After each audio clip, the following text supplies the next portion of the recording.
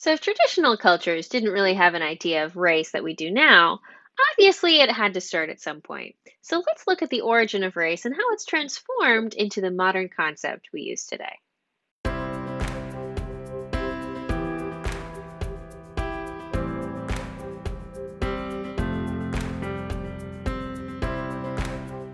Race.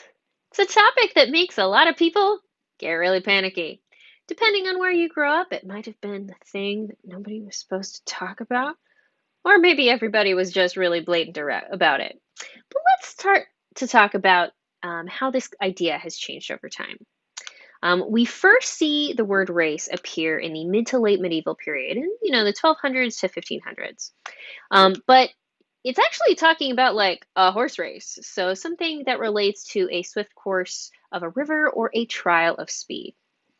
Rich people really love their horses. But because these horses are so important, and if you've talked to anybody who rides horses today, we really care about the lineage of those horses. And I believe if you own one of those prize-winning racehorses, you can get some pretty lucrative money by breeding that horse with different mares.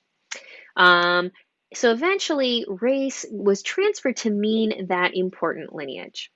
So this is later in the medieval period, in 14 to 1600s, and now it's talking about the lineages of important animals. At this point, primarily hunting dogs and horses. Anything where it's really important to talk about who the breed that it came from. Now, since we're already talking about lineages, eventually that was transferred to the nobility, where we also care about that lineage. So this now meant, it had high value. There was good breeding and good moral stock. And we might call a noble house the race of York, per se. Now, in 1684, François Bernier, he came out with a new definition of race, a new division of the earth by the different species or races which inhabit it. So this is the first example where we're seeing race published with a near modern meaning. And additionally, François Bernier separated humans into 4 different races in this publication. The first race is Europeans, North Africans, Middle Easterners, the Indian subcontinent, Central and Northern Asia, and the New World. So a lot of different places. The second is Sub-Saharan Africa. Third is Eastern and Southeast Asia and Oceania. And then lastly, we have the Lops or the Sami people of Northern Europe.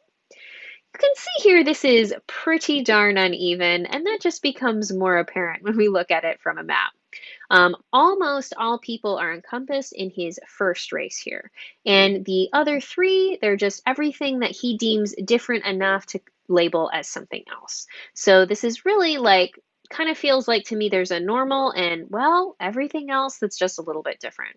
It's especially interesting, I think, that the Sami people are different enough that they have their own tiny race, even though that's just one small group of people in Northern Europe. Then the next thing that happens is European colonialism. And we see a rapid increase in the popularity of the idea of race. So we see the solidification of divisions and labels and stereotypes. Why? Well, free labor, of course. Colonialism is not nice. The people who were doing that, they probably knew that to some degree, so they needed to justify what they were doing. They needed to be able to say that we are different from them, so it's okay that we're treating them horribly. And this is one of the primary drivers behind racism and the slave trade. The slave trade especially, it happened because there was the economic incentive that was solidifying racism. Because they were able to cart more and more Black people from Africa to the Americas and exploit them as free labor, this economic incentive is what fueled the racial divisions that still exist today. Because skin color is something that's easily apparent and very hard to change, this was the easiest way to divide people in a way to uphold the power structure. Not pretty? But it worked, as you can see by how it still affects society today. So, can you explain? Why did the idea of race become more popular?